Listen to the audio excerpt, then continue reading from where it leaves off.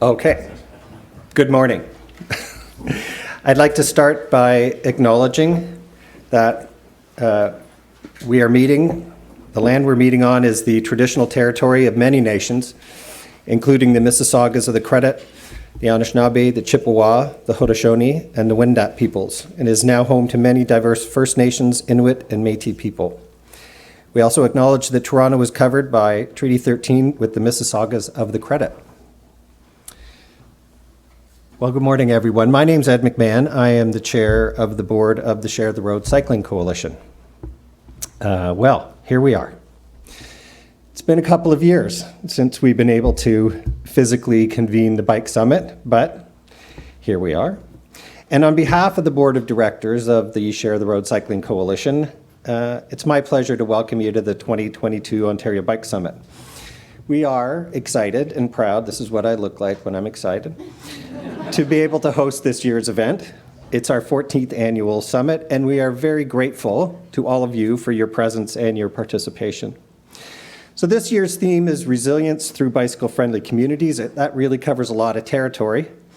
I think we've all learned a great deal about resiliency and being resilient over the past couple of years as individuals, as organizations, hopefully as a society.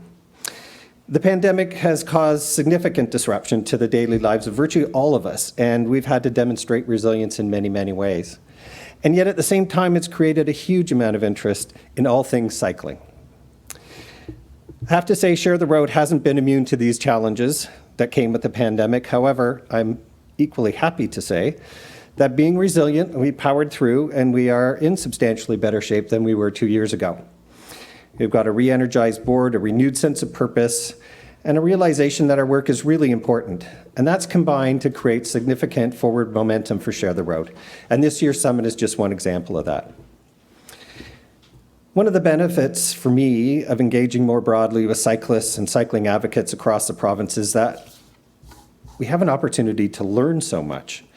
I was speaking with the head of another cycling advocacy organization recently, and I was remarking on his passion for the cause. And he said, well, Ed, he said, I take this personally. I mean, at some level, it's personal for all of us, right? It's been personal for me since the idea for Share the Road first came up in my sister's kitchen over 15 years ago. Not this sister, I have several. And I think it's a good thing to remember that it's deeply personal for all those Ontarians whose lives are changed, sometimes forever, because people don't share the road. It's these people, the sisters, the mothers, aunts, uncles, brothers, husbands, fathers, these are the people we're doing this work for. And that conversation was a really good reminder for me. So this year's summit, once again, will convene stakeholders, share leading practices, provide opportunities to learn from one another, and hopefully leave you refreshed and renewed and even more resilient. I hope you find something at the summit that will help you as we collectively pursue the mission I think we all share, building a bicycle-friendly Ontario where everyone feels safe riding their bike. And I want to thank each of you for the work that you're doing to make our roads, trails, cities, and highways safer for everyone, because I know we're all doing that work, and I really appreciate it. I'm going to leave you now in the hands of Subha, who has worked tirelessly for the past several months to bring this event together. Her passion for this work seems endless, and on behalf of the board, and I'm sure all of you, I want to acknowledge her efforts and thank her for all of her hard work. Thank you, Subha.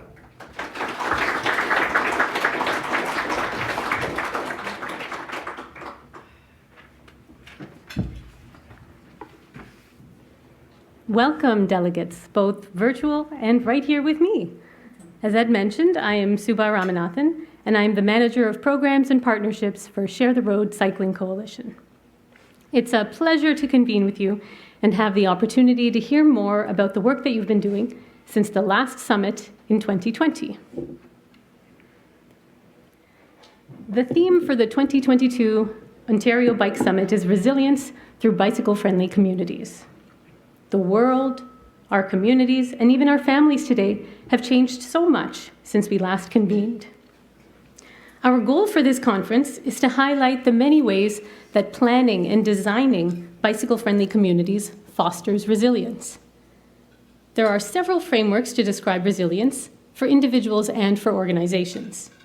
Common concepts are adapting to circumstances and stressors, reframing obstacles as challenges to give rise to possibilities, building connections, for instance, between people or between departments, and building redundancies through duplication or shared work.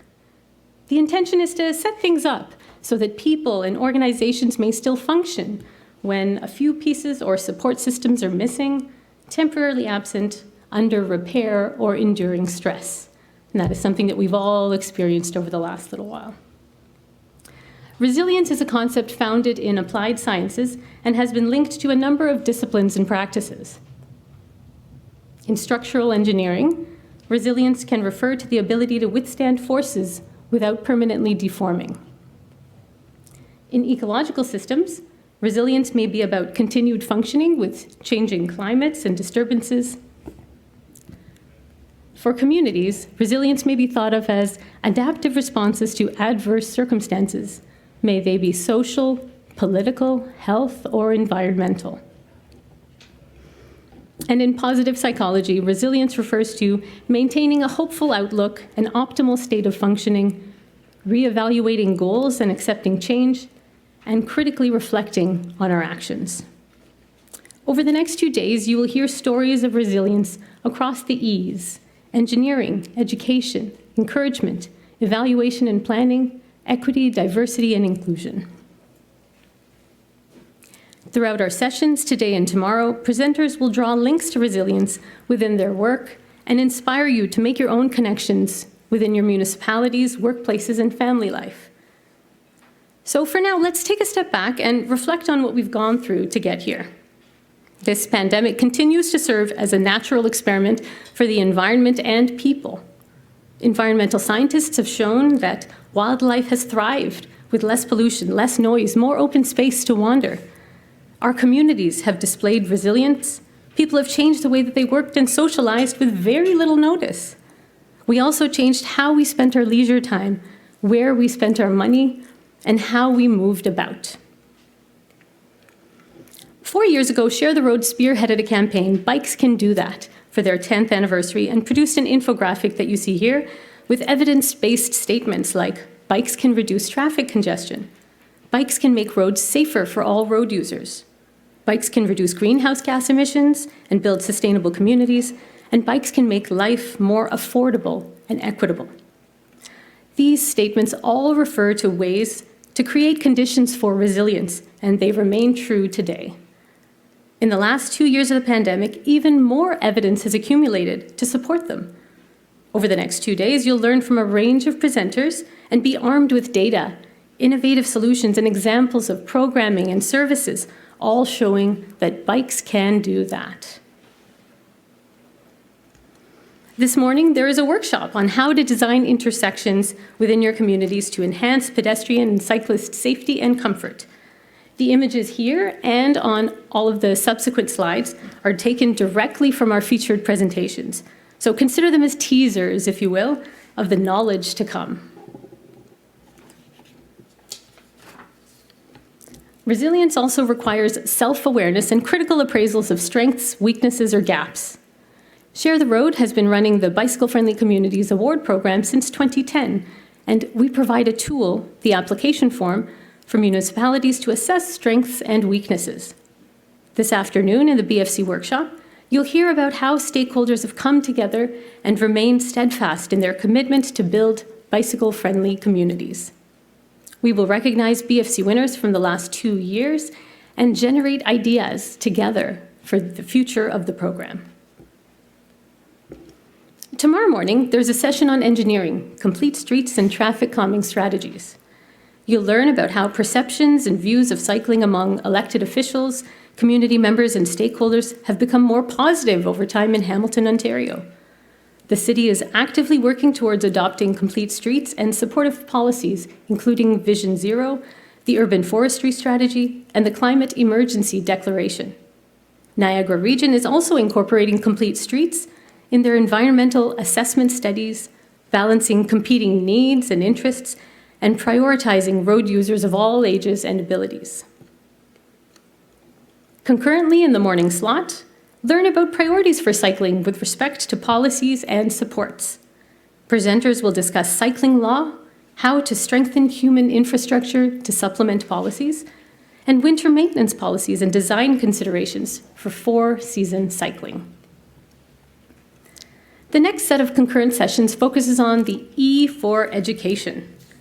Presenters will discuss how the provinces stack up when it comes to supporting active school travel, creating space for relationships and strengthening community resilience through school travel planning, and evidence-based policy recommendations to promote cycling to school. Running at the same time is a session on cycling skills education. Find out how to make use of neighborhood streets and local cycling infrastructure when teaching youth. Learn about a program delivered in the most northern and remote communities in Ontario. And consider tips and tested resources for cycling skills education from 12 different projects. Now on to the encouragement E. One session will look at cycling tourism's pandemic response. Learn about Canada's first national trail tourism strategy that recognizes the potential for trails as a significant tourism asset.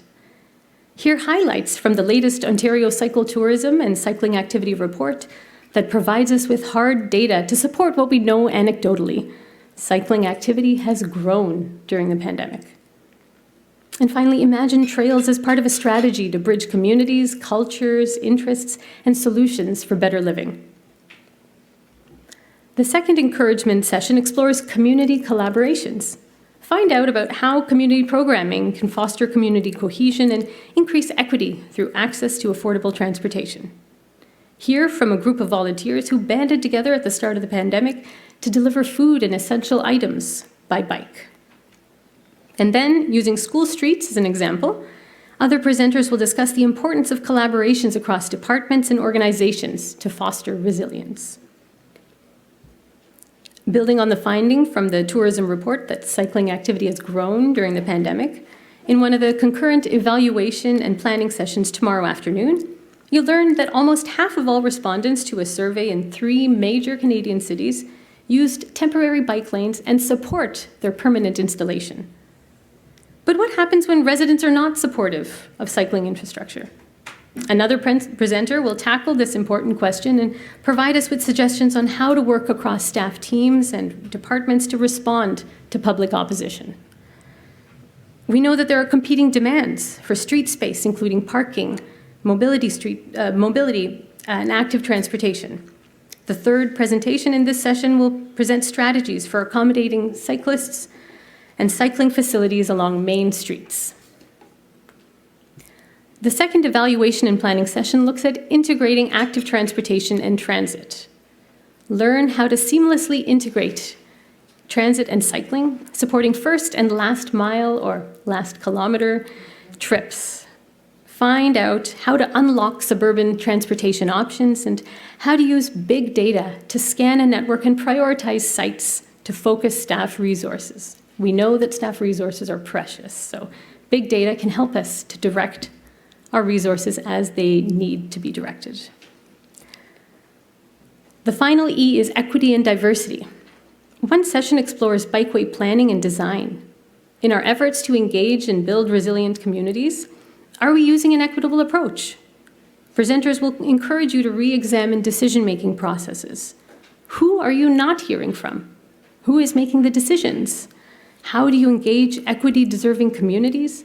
And once they're engaged, how do you improve cycling options for them? Tune into this session to learn from our presenters.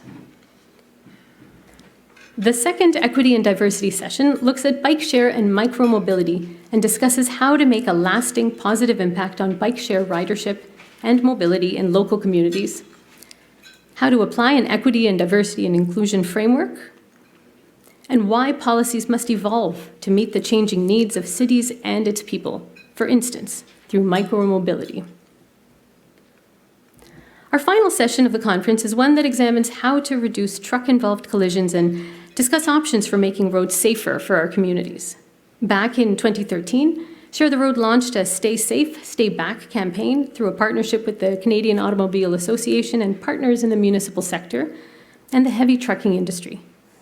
So this panel session tomorrow afternoon extends this work and brings us up to date on what is currently being done in 3 major municipalities, Toronto, Ottawa, and Montreal. So there you have it. This is OBS 2022 in a nutshell. As I conclude, I invite you to take part in an exercise that builds resilience. Set your intentions for this conference. Who would you like to meet, in person or virtually? Create an opportunity to speak to them or send them a message. What would you like to learn about? Schedule it in your calendar. And finally, how can you contribute? Schedule, ask a question, start a conversation, or share a story. Thank you all for your attention, and I'm going to invite Ed back to the stage to thank our sponsors of this conference.